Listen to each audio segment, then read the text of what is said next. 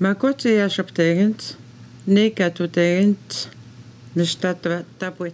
Il y eut un temps où le Pikwagmi, tout comme nous les Inuits, pouvions respirer au rythme des saisons, avec la crue du printemps, les basses eaux d'été, les hausses d'automne, avant de tomber en dormance pendant tout l'hiver. Les eaux poissonneuses du lac témoignent de l'harmonie qui s'est développée au fil des siècles entre nous, Inuits, et notre environnement. Dans les forêts autour du lac, toutes sortes de gibiers, gros et petits, prolifèrent selon le cycle naturel de chaque espèce. À ce moment, les caribous, les porcs-épics, les carcajous sont encore présents. Les oiseaux migrateurs savent profiter des zones marécageuses pour se reposer et se nourrir. C'est une terre d'abondance où nous nous rassemblons pendant l'été pour renouer les liens d'amitié et d'entraide avec les autres familles et visiteurs d'occasion. L'un de ces lieux de rassemblement estival autour du lac est devenu la communauté actuelle de Mostowiyatch. Cette pointe qui avance dans le lac est un site idéal. Les vents diminuent la présence des moustiques et on peut voir venir les canaux de loin. Pour ceux qui arrivent après plusieurs mois d'activité en territoire, la pointe prend un aspect bleuté qui accentue la hâte du retour parmi les autres familles. En canot, il est toujours plus prudent de longer les rives du lac que de le traverser au milieu. Lors des basses eaux d'été, les rives peu accidentées autour de la pointe permettent d'accoster facilement et de retirer les canots d'écorce hors de l'eau sans trop d'efforts. Nous installons les tentements à côté du canot le long des rives. Pendant l'été, nous formons des petits groupes pour aller pêcher sur le lac ou à l'embouchure des rivières, pour aller cueillir des plantes et des petits fruits ou faire la chasse aux oiseaux. La fabrication des canots est aussi une occupation importante parce que l'écorce des grands bouleaux est disponible. De vastes forêts mûres et largement intactes s'étendent jusqu'aux abords du lac. Dès la fin de l'été, nous repartons en plus petits groupes vers les rivières que nous remontons pour passer l'hiver. En hiver, la Pointe Bleue est pratiquement déserte. La nature reprend tous ses droits, alors que nous vivons plus haut dans les terres jusqu'au prochain printemps. Malgré nos fréquentes rencontres avec les nouveaux venus, c'est véritablement dans les années 1830 que nous les avons vus s'installer en grand nombre au Saguenay. Puis autour du lac, quelques années plus tard. L'expansion de l'industrie forestière est à l'origine de ce début de colonisation. Ce cycle saisonnier est perpétuel. Les territoires occupés par une famille sont sensiblement les mêmes d'une année à l'autre. De plus en plus de colons arrivent. Nous les voyons se bâtir sur nos places de campement. Nous les voyons s'accaparer des plus belles terres le long des cours d'eau pour y construire leurs maisons, puis leurs villages. Nos sentiers sont devenus difficiles d'accès. Ces portages que nos ancêtres ont entretenus.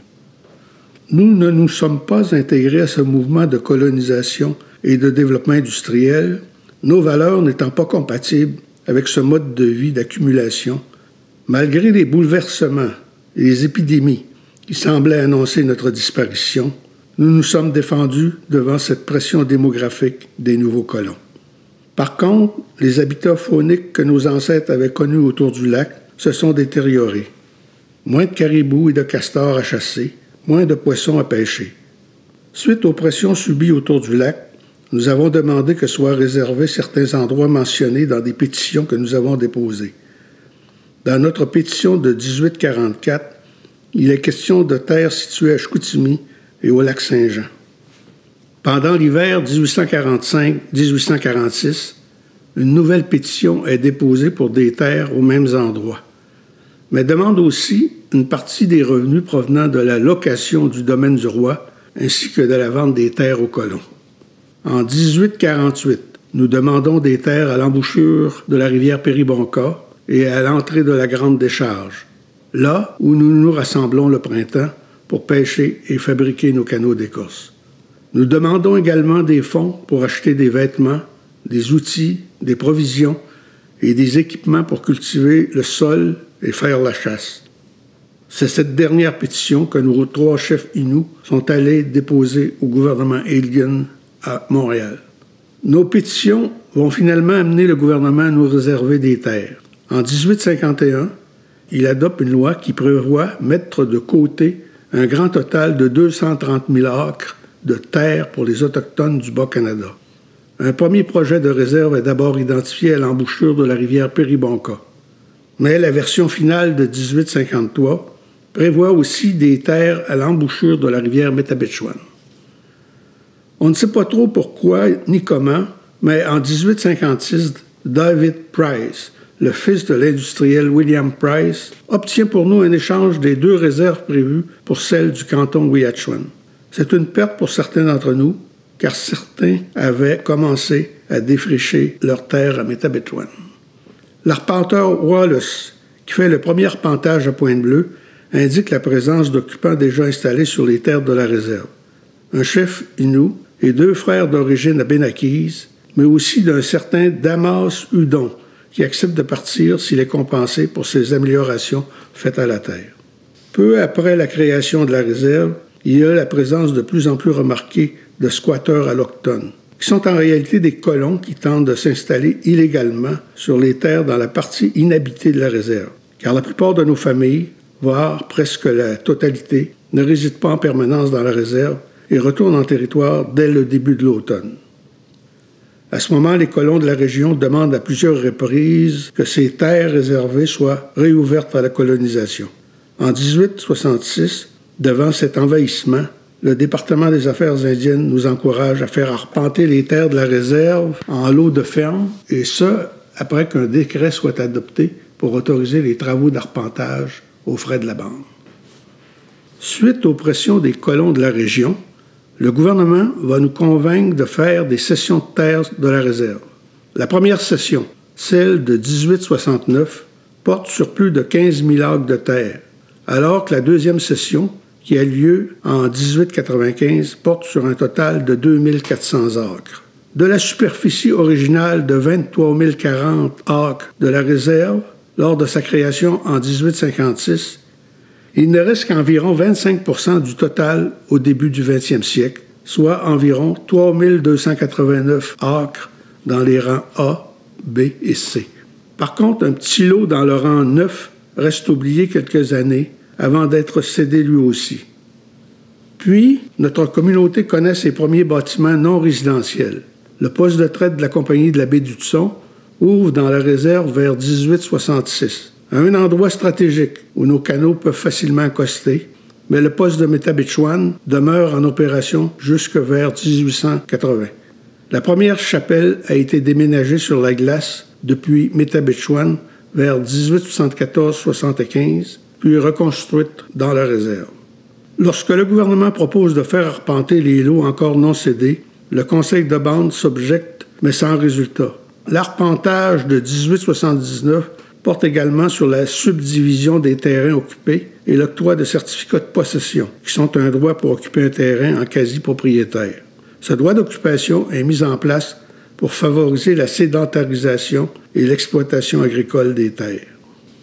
Les mesures gouvernementales visant à nous sédentariser et exploiter les terres pour l'agriculture touchent davantage les membres de la bande qui sont d'origine abénaquise et malécite. Installés en partie depuis la création de la réserve, les familles Gill, Nipton, Paul, Launière et Philippe s'intègrent à notre communauté Innu, mais adoptent un mode de vie souvent plus sédentaire. Ce sont eux qui construisent les premières maisons et développent l'agriculture dans la réserve. L'intervention du gouvernement fédéral devient plus importante dans la réserve au cours des années 1870, d'abord avec la nomination du premier agent des Indiens, l'agent Otis, qui arrive en poste en 1872. Peu de temps après, en 1876, c'est la première loi sur les Indiens qui est adoptée.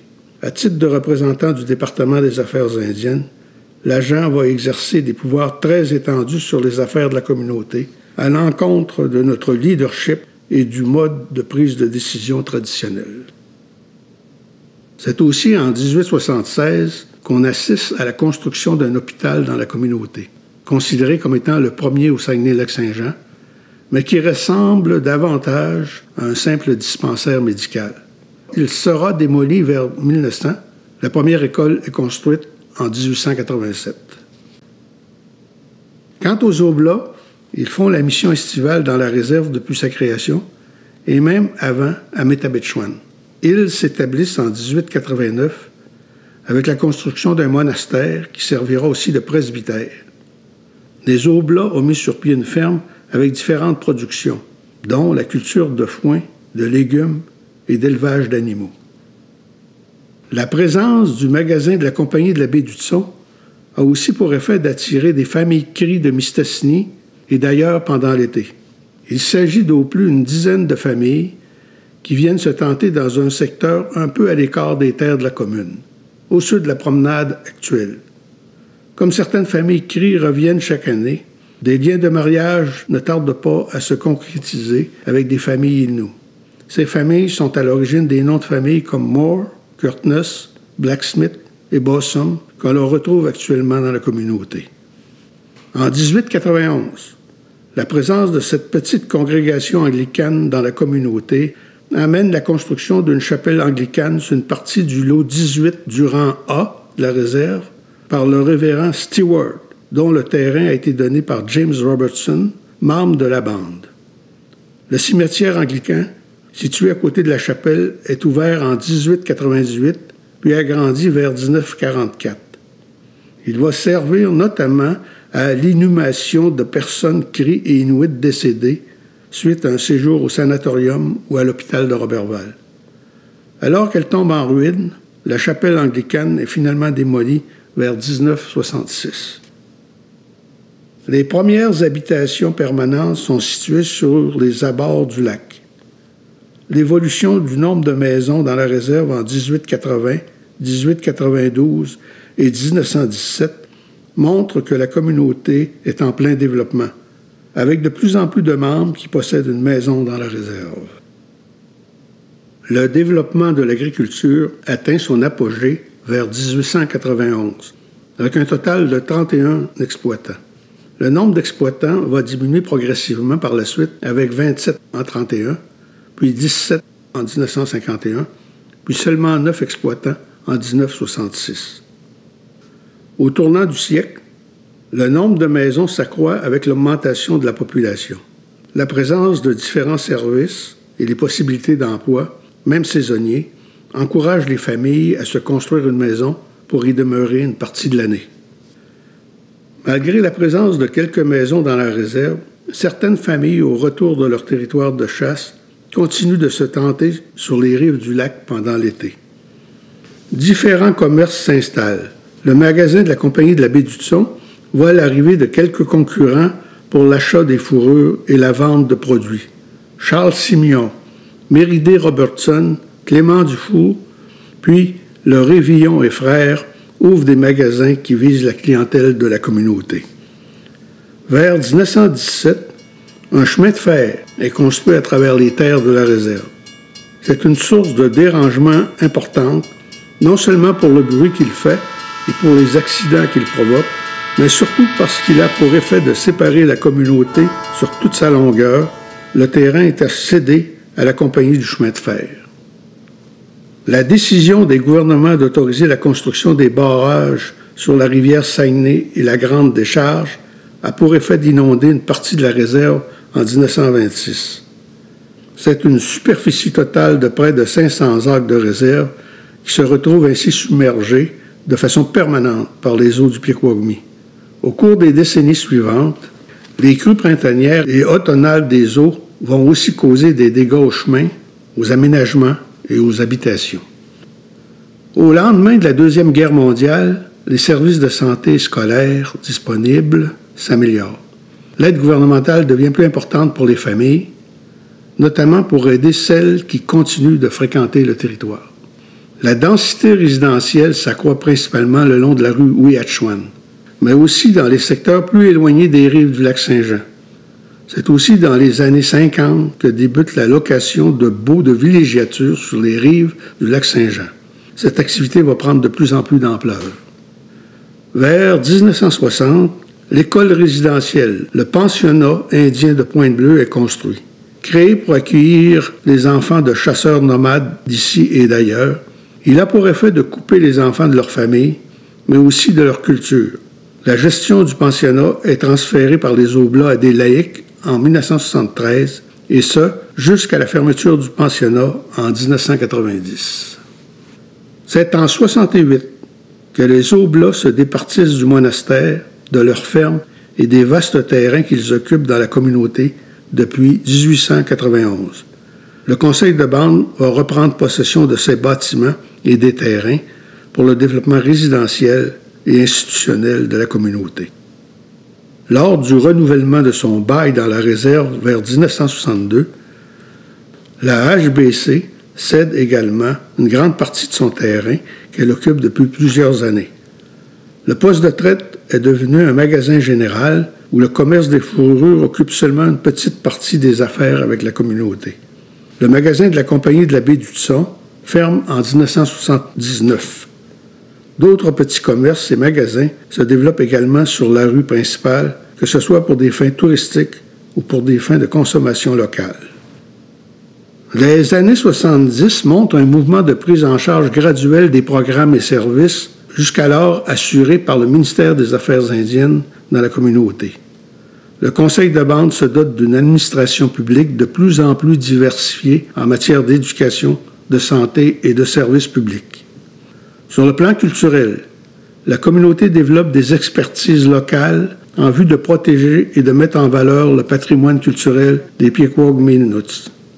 Le musée amérindien est construit en 1983. Le nom de Ouiachiouane et Pointe-Bleue, attribué il y a de nombreuses années, devient Mashtewiyatch en 1985. Une politique d'affirmation culturelle sera aussi adoptée quelques années plus tard. La communauté s'engage également dans la protection des droits des Pequot-Minuts sur le territoire traditionnel, ce qui inclut la réserve à Castor. Dans les années 1990, un programme d'aide financière est mis en place pour soutenir notre pratique des activités d'Inuit en territoire. Les agents territoriaux Inuits sont formés et un code de pratique unifié est adopté dans les années suivantes.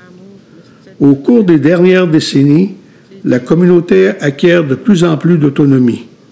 Le conseil de bande adopte le nom de Pequot-Minuts Takuiken pour mieux affirmer son identité Innu. Aujourd'hui, Mashtewiyatch est devenue une collectivité importante dans la région, mais la majorité de ses membres vivent à l'extérieur.